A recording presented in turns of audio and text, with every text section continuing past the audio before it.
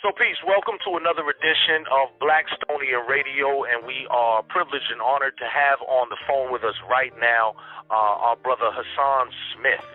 And Hassan Smith has an incredible story and is one of those stories straight here from Roxbury that we like to feature, and is a true born and bred Blackstonian. So, welcome, my brother Hassan Smith. Peace, man. Thank you for having me. Yes, indeed. It's a pleasure. And I do the intro the way that I do because, first off, you are a regular brother from Roxbury. And now, you have the beautiful position of having a job, a career that most would only dream of. And I want to kind of build up to that and kind of leave it for the people, those who don't already know you, because many in our Blackstonian family already know who you are. But I kind of want to leave that for a minute and just let's go back to who is Hassan Smith? How did you and where did you grow up in Roxbury? What are your earliest Roxbury and Boston memories? I'm from Fort Hill, Cedar Street in Highland. Come from a humble family of my dad, Richard Smith, my mother, Mimi Hughes, my brother and sister, Jay Hughes and Dion Hughes Everett, and close, tight-knit family growing up in Roxbury. Now, did you have any kind of, what are your experiences, let's say, like on sports or in any of did you go to Highland Park Free School or Elmer Lewis School or any of that? What year were you born? What is the era that you grew up in? What do you remember? I know that so the I was L born in 1970.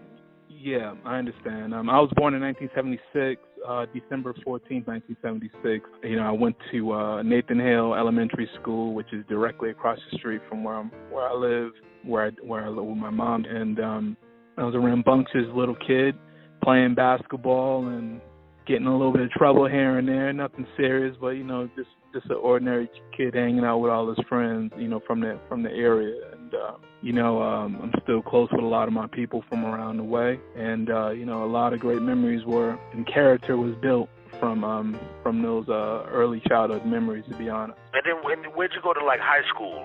So I went to high school at Beaver Country Day School in Chestnut Hill. I played basketball, so I was able to get a scholarship there. I had a fruitful experience there. Understanding how the world really works. Dealing with all types of different ethnicities and understanding positioning and who some of the things that you need in life. And that was a great experience. One of my favorite experiences in life was being at my high school years, playing basketball and having a good curriculum to learn from at Beaver. And now let me ask you this: growing up in those times in Boston, it was a time of racial tumultuousness, if you will, right? That Boston was not always a friendly environment for relationships between the races.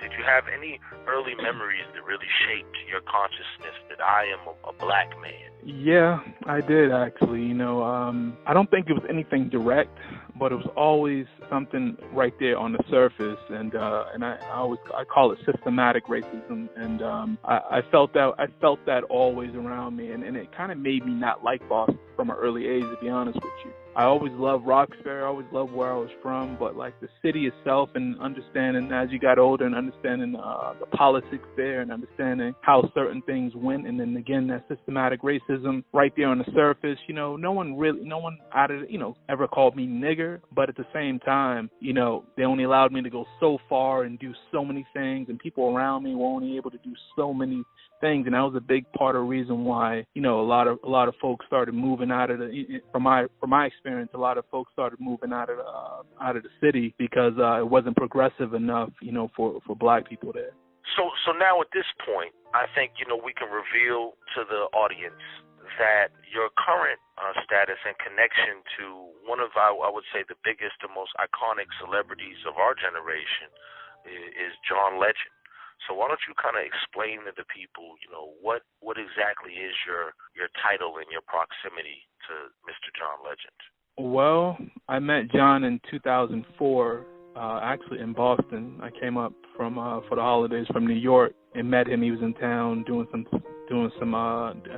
promotion for his that Get Lifted is the new album that came out in 2004, December. And a mutual business partner of ours introduced us, and I was looking to get into a different act at the time, and he was putting together his team, and we clicked, and we started working together. And I started with him in personal protection capacity, so always with him, directed his security, and then I did that for about 3 to 4 years, and then he realized that I was trustworthy and realized that I was able to handle multiple things, and so around that time he asked me if I wanted to be his road manager. And so the duty of a road manager is, you're basically his right-hand person. You're with him every day, you travel, and you facilitate his day-to-day activities. So we have a brand,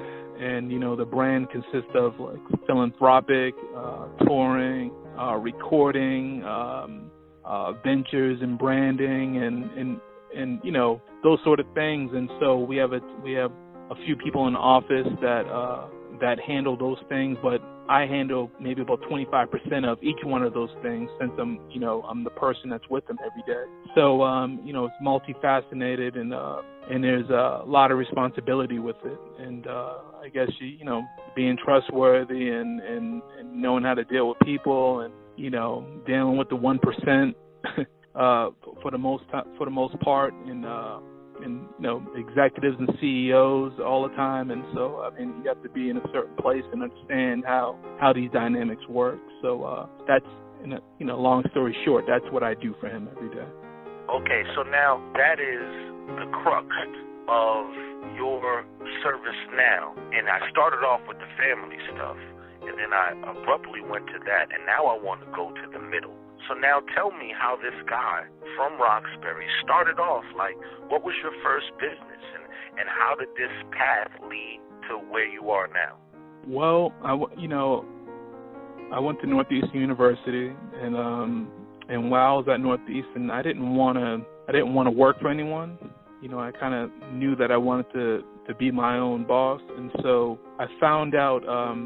Someone introduced me to personal protection and, being in the entertainment world, and I found that intriguing, and I did my homework and got licensed and got properly trained, and I started working with some of the local athletes like Antoine Walker and Paul Pierce, some of the Patriot players, and some dignitaries that used to come in and out of town from the Middle East, and so I kind of had my little foundation, and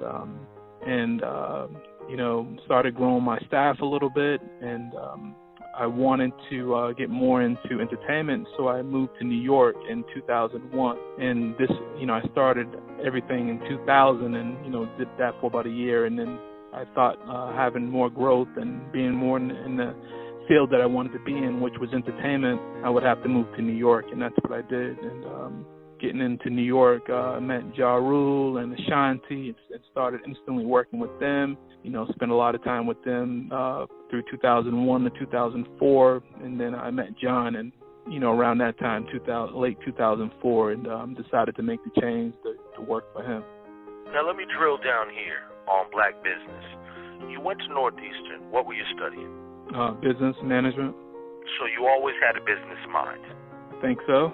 And then when led into the realm of personal protection / and then get introduced to entertainment and athletic, as you mentioned, the Antoine Walkers and so on and so forth, the hip-hop artists and whatnot. How many people did you employ when you say you increased your staff? How many people did you employ? I had a staff of 20 at the time. And this is not, well, I was just going to say, this is not bouncers at a nightclub. No. This is like a security team, a personal security team. Yeah, personal security, yes. Totally different. And I just wanted to distinguish that, because when you went from hip-hop and athletes and all the stuff that you must have dealt with, while dealing with that, what was the transition like to working with someone like John Legend? It must be much more relaxing, I would say. Well, in a sense it is. I think working with Ja Rule and Ashanti and Little Kim and and all these other like hip hop artists and a couple of R&B artists is that, first off, I was very new in the game, and I didn't know too much, so it was hands-on training from some of the biggest artists in the world at the time. And so that was a great crash course for me to be so young, 23 years old, and in the midst of all that, learning what to do, what not to do, how to approach things, how not to approach things. So that it was a great learning experience for me, and I think it was hectic at times, I won't lie, but I think it was something I probably needed to go through at that time to understand and get a better grasp about how the business was really going to go from here on out. And so when I met John, obviously I think we're more aligned as far as business sense and personalities, and John's just laid back and very easy, but at the same time very demanding about handling business correctly and being accountable for what's going on. So yeah, he's laid back, but he's much more. He holds you much more accountable than any other artist that I've ever worked with. And so I think that keeps everybody sharp and keeps everybody motivated to keep pushing forward. Okay, what I was hinting on was just a bit of almost the energy that's sent out there, so that some artists or personalities, by the nature of either who they are or the music that they put out, certain things are drawn to them. And I say that to say that now, if you're working with John Legend, there's nobody that I know that, has beef with John Legend, for instance. He's not a guy who incites controversy. Some of his views on education may have been controversial at times on a political level, or what have you. But there's nobody that is like, you don't have that beef. Like for instance, like with Ja Rule. You're working for Ja Rule is very different than working for John Legend. And of course, no besmirchment on Ja Rule, who is also a businessman. But it's something about the climate of the music that is out there, I think. Yeah, I would agree, but I have nothing bad to say about Ja Rule because he treated me very well. He's a good brother, and it's just a different genre of music. It's more of a street hood thing, and that's just what it is. But I don't shy from that because I'm from the hood, and so I understand it very well. But I think as you mature, as you get older, as you want things to be different, or you just realize different things, you move on. But again, it was a great learning experience. I'm glad I went through it. I had a lot of fun with him. I was treated very well with him, and I still consider him a brother, and I talk to him often. And I just think even though it's completely different from what the situation I'm in now, it doesn't deter me from what it was. It was a great experience for me, to be honest. And that's exactly what we want to hear, because truth is that despite the circumstances behind the scenes, these are regular people with lives, Indeed. With families. Indeed. And these are not evil people. No.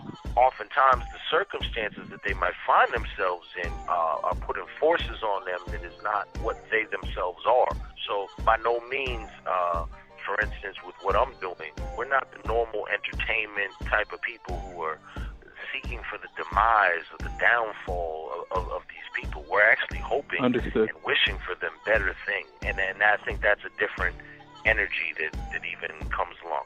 And to that point, to move along, next question. As one of your Facebook friends, one of the greatest things that I see is the travels. And I mean, the places that you've been, it's almost like a reality show for me, where I get to see, what's the guy on CNN, Bourdain, or whatever his name is? Yeah. He travels right. all across the world. Yeah. It's almost like a peek into that. I mean, I've seen you in Russia. I've seen you in all of these places. Tell us a little bit about the travels and like some of the most memorable experiences you've had just from being in places, and then any things that you visited while in those places. Yeah, well, I'll start by saying that it's a very humbling experience to be able to travel the world the way I have. I've probably been around the world 10 to 15 times, and since I've started in this business, almost 15 years ago. And every time it's just super humbling. And when I say that, it's because you just see how other cultures and ethnicities work, and 9 out of 10 times it's so much different than what's portrayed on TV, and just portrayed in our news. And so it's really, gratifying to be able to see in firsthand and be able to talk to these folks while you're there, and just understand cultures, and then, so they can understand your culture as well. I think some of the things that I've, not to get off subject, but some of the things that I've learned through traveling is that Black American men are perceived as very awful throughout the world. And the reason why is because of what's shown to them on TV, and it's a propaganda in my eyes. If someone's never been around a Black American male before, and the only thing they see is X, Y, and Z on TV, and how we're portrayed, well, that's just the perception that the world will have. And I'm talking about Africans who have that perception. I'm talking Middle Eastern, Asian, Southeast Asian, European. Most ethnicities around the globe have generally the same perception about African American males. And so I'm making a point to talk to these folks, and so they can understand that, I'm smart.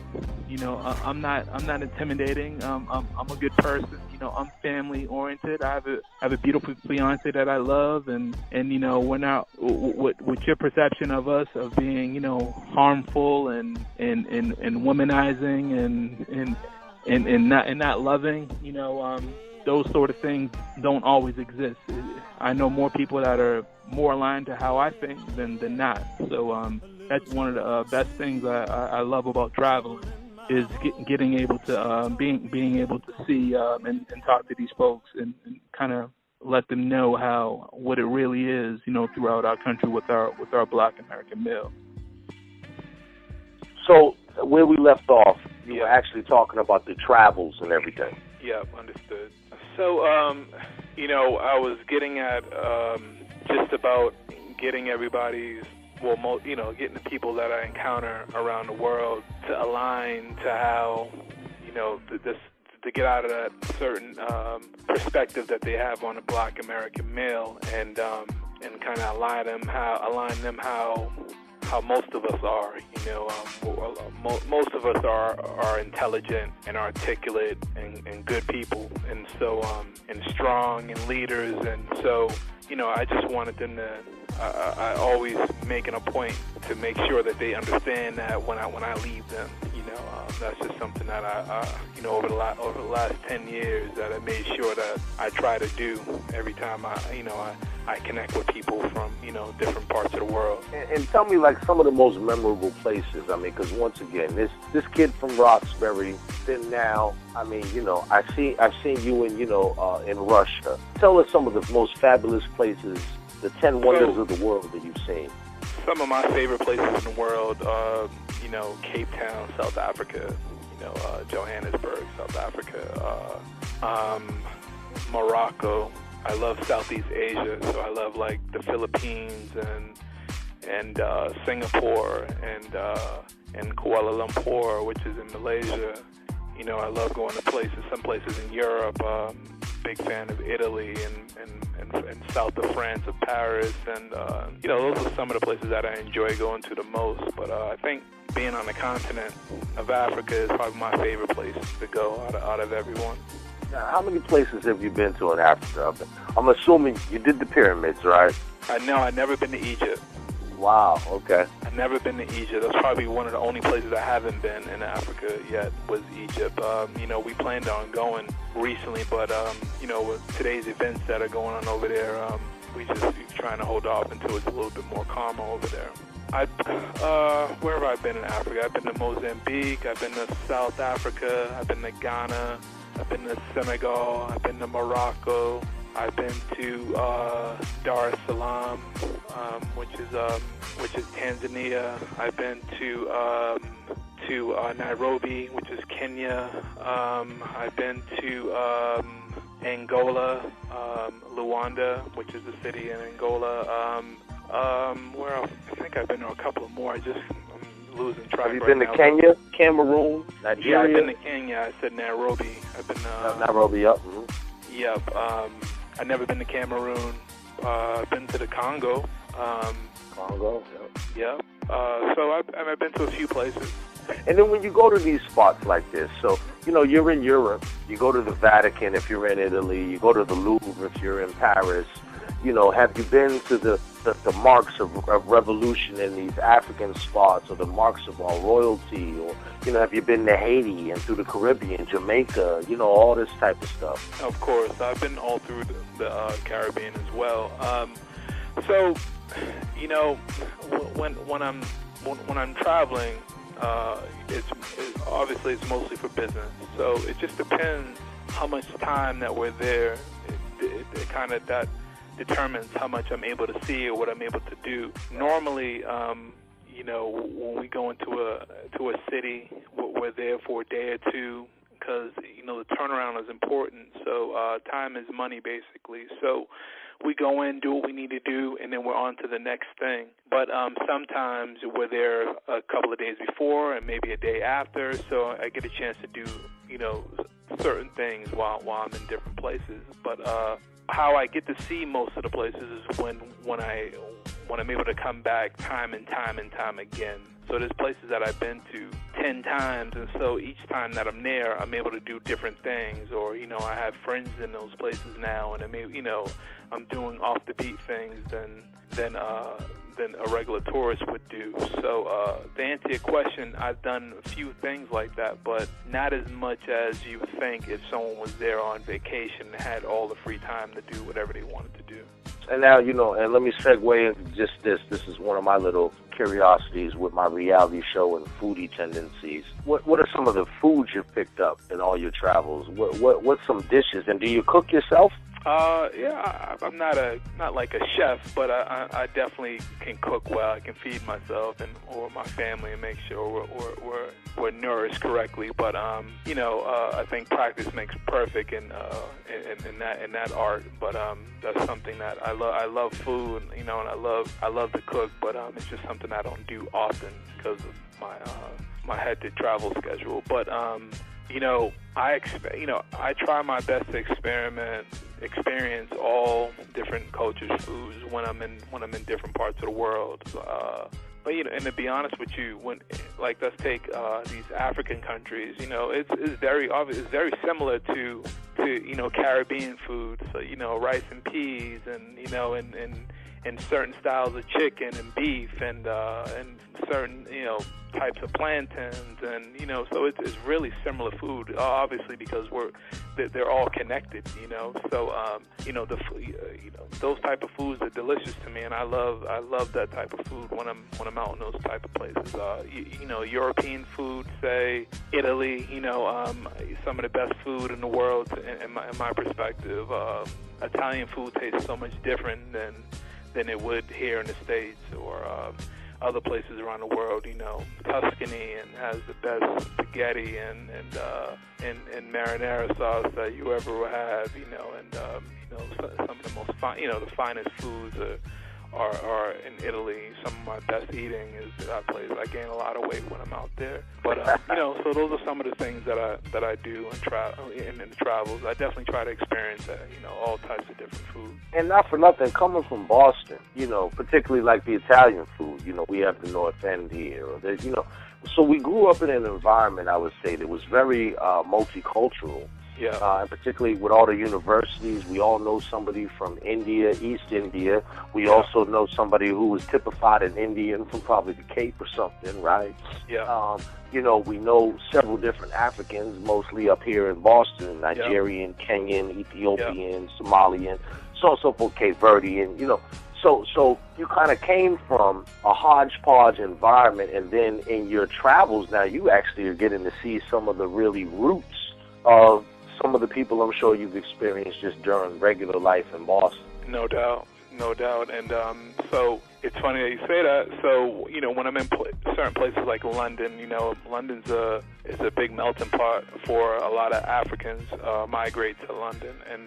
And I'm sure you're aware of this, but most places outside of New England have never heard of Cape Verdean folks, you know. Right. So being in London and meeting a couple of people that are from Cape Verde, and they're shocked that you even know what Cape Verde is, and the fact of the matter is, like, listen, there's whole sections of the city where I'm from that has, Cape Verdean population, and they're all through, Rhode Island and Massachusetts and parts of New Hampshire as well. So it's cool to people think that you don't understand, you never even heard of their heritage before, and you know all about it, from growing up within it.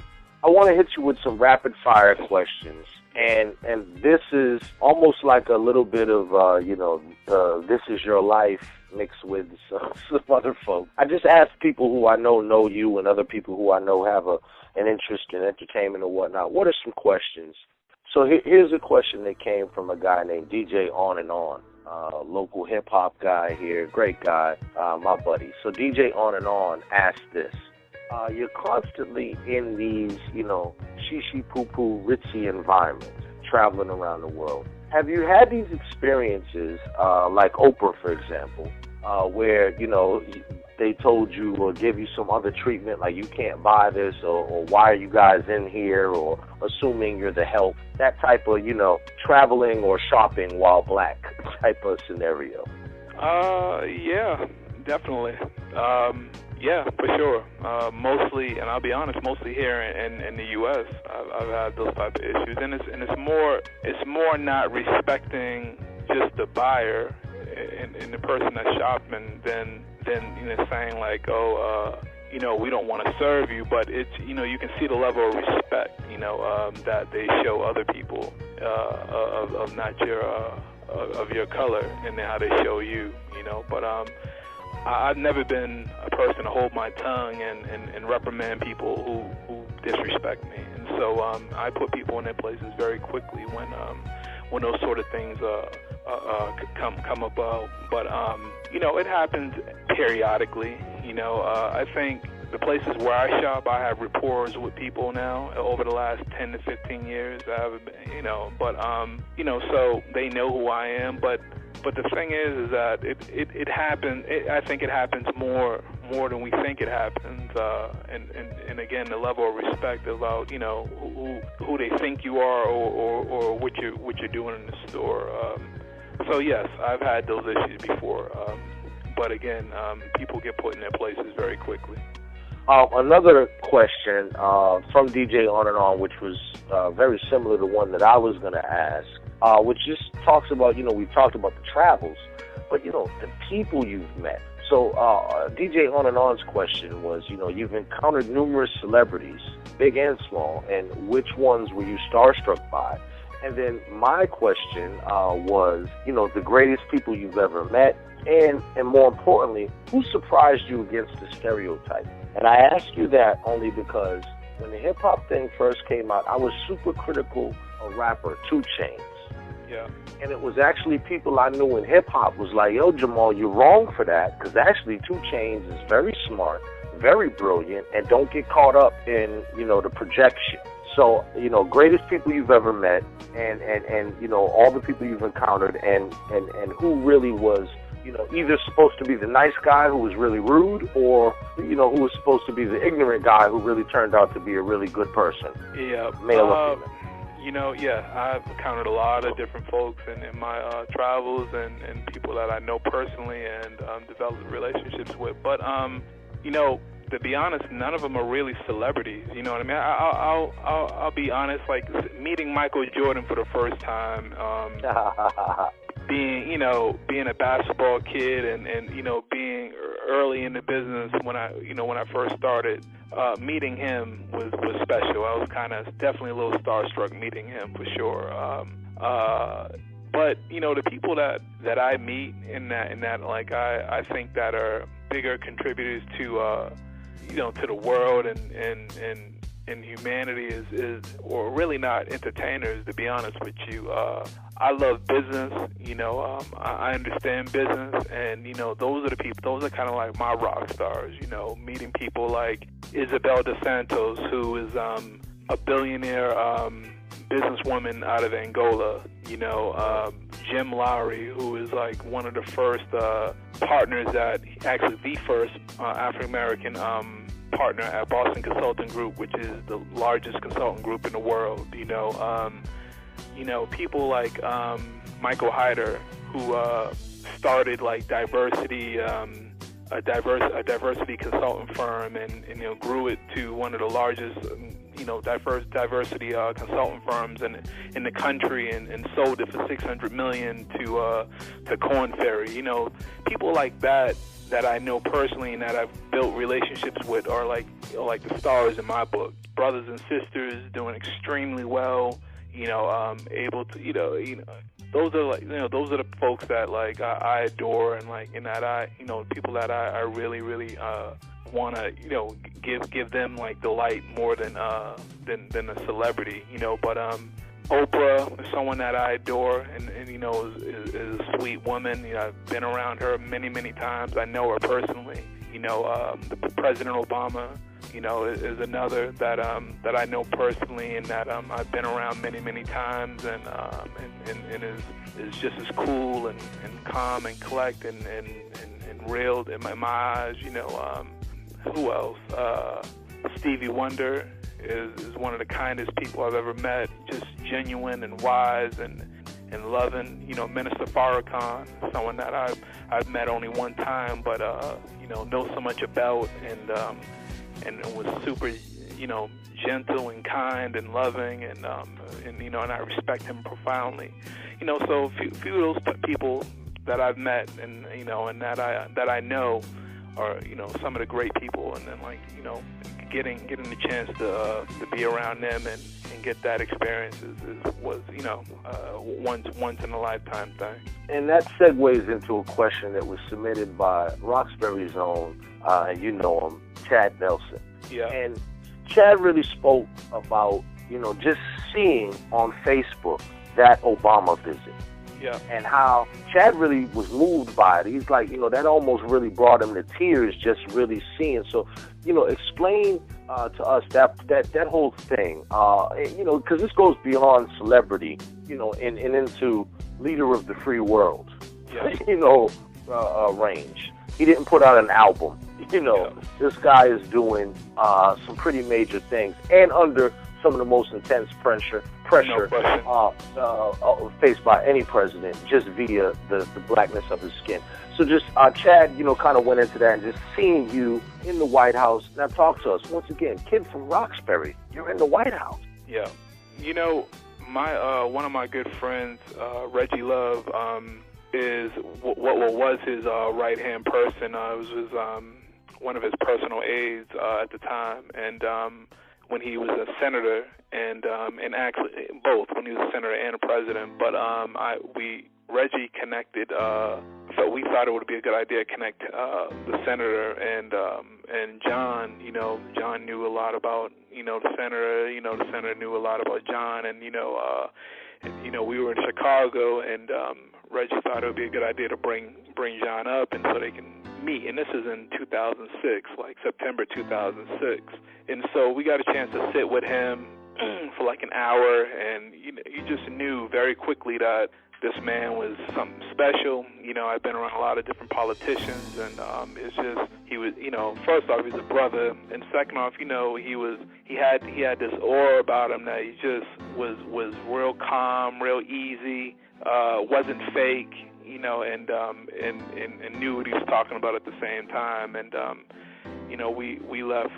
After sitting with him, and we left the office John and I saying to each other that, hey, this is one of the special ones. So he announced that he was going to run for 2008, and then we did some campaigning for him, and got a chance to be a part of the whole movement, and so he finally won, and he invited us, to the White House, and we went into the Oval Office and got a chance to sit and chat with him for 15, 20 minutes, and it was an overwhelming experience to be in the White House with the first African American president ever, and it was definitely an emotional and surreal time, and to be a part of that, all I kept thinking really was how special, this was going to be to my grandchildren, my children that are not even here yet, and look back on history, and those are, sometimes I don't bask in the moment, and I don't realize like what certain things are, but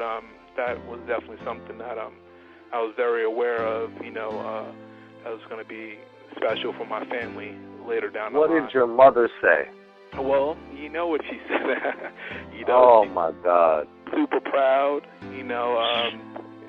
Just the fact that her child has access to the White House and the Oval Office, and is connected to these people, and she's very, very proud and excited for me, and always finds a chance to boast to her family and friends about how well I'm doing, and she's a proud mom for sure.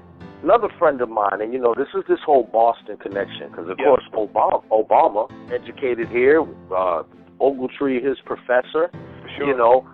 And all these Boston connections, everybody from Malcolm X, Farrakhan, you mentioned, Boston is this breeding ground for some reason. And there's a lot of experiences here. And now another guy who actually made his bones in Boston is a journalist. His name is Wesley Lowery. He made his bones covering Ferguson. He first started here in Boston Globe, and then he left, and he began covering Ferguson. Now he works for the Washington Post. They've recently named him as the chief of all police coverage for the nation. Wow. Young guy, too. Young guy, black brother, good brother. Yeah. I asked him for a question, and his question from Wesley Lowery from the Washington Post, he wanted to know, what do you think of the recent comment from Common the rapper, about racism in America? What comments are you referring to, though? I don't know what Okay. So Common basically went on one of the late-night talk shows, I believe it was Jon Stewart, and says that racism could basically be defeated if blacks would extend a hand of love to white people. Yeah. Well, I don't agree with that, but, I know Common well, and he is someone that is for his people more than any other artist I've ever seen, to be honest with you. So, I don't know, again, I don't know the exact quote, or I don't know the exact, you just gave me a quick synopsis. Right, the media is tricky. The media is tricky. So you're saying that... Yep, I understand that, but, knowing him personally and knowing the type of man he is, and knowing, his background, I personally don't think that that was something that he really believed, and that he thought that was just all that needed to be done for race relations to change in this country.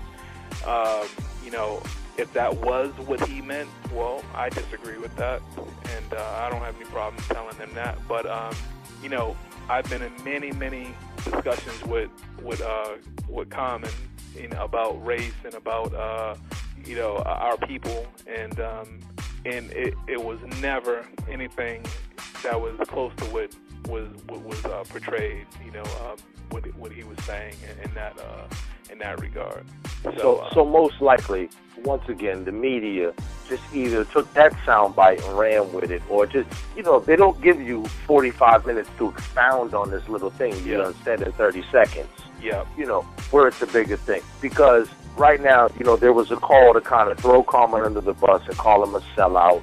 No. I'm on the fence with it. I didn't know enough on either side, outside of saying, okay, I like some of his music. But I always want to give brothers the benefit of the doubt, saying that clearly if they had more time to expound on that, I think we would have went a little deeper beneath the surface. And that might not be been the entirety. There's always more to it, in my opinion, and sometimes there isn't, right? But, I feel like Common's a rebel, and always has been. So, from my experience with him, and again, he just won an Oscar, so he has a lot more scrutiny under him than he used to. I mean, and that's just the way it goes, right? So, but you know, he's always been a rebel in my eyes, and has always been for his people. So, and I'm not saying that he doesn't want race relations to be correct and things, you know, to go well between you know, the different ethnicities in this country. I'm sure that he does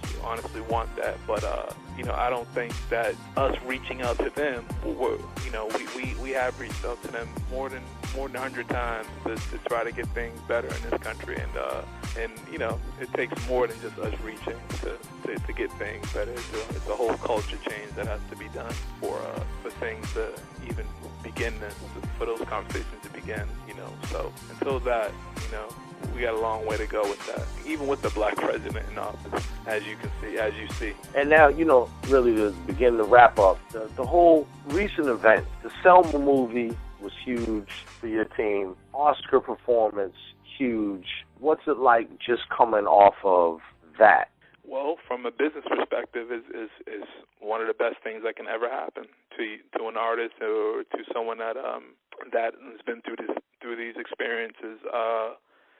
Things are we're very blessed right now, and we have been, to be honest with you. It's been a consistent, you know, 10 years, 11 years that I've been with John. It's been a consistent growth every year with him, but you know, over the last 2 years have been the breakout years for him, and very proud to be a part of the team, very proud to do my part, very proud to be partnered with someone that's as talented as John, and one of the kindest and best people that I know, one of my good friends as well. And so, yeah, it's a ride, man. We haven't been super busy, and in our business, that's a good thing. Well, you know, once again, this has been Blackstonian Radio right now with our good brother and friend, Blackstonian fam, Hassan Smith.